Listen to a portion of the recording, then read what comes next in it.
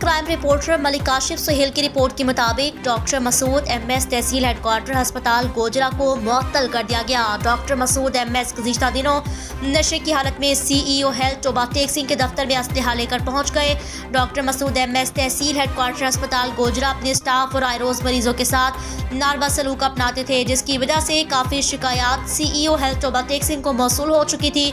इसके अलावा doctor Masood MS Gojra बगैर बोली के कैंटीन, फर्जी ठेका और सरकारी रिहाइशगाह से बिजली और गैस चोरी जैसे घिनौने जुर्म का इर्तिकाब करते भी पाए गए। वापडा गोजरा को इल्म हुआ कि सरकारी रिहाइशगाह पर डॉक्टर मसूद एमएस गोजरा बिजली चोरी करते हैं, तो वापडा टीम ने चेक करने के बाद doctor Masood MS Gojra tehsil headquarter अस्पताल गोजरा के खिलाफ कार्रवाई की सिफारिश की। सेक्रेटरी हेल्थ की टीम ने इंक्वायरी अमल में लाते हुए डॉक्टर वसीम हयात खान ने शफाफ इंक्वायरी अमल में लाते हुए शामिल इंक्वायरी किया, जिसमें doctor Masood MS Gojra tehsil headquarter अस्पताल व दीगर गैस चोरी और बिजली चोरी में मुलविस पाए गए, जिस वजह से doctor Masood MS Gojra tehsil headquarter अस्पताल सीईओ हेल्थ टोबा टेक सिंह के दफ्तर में असलहा समेत हिरासा करने लगे।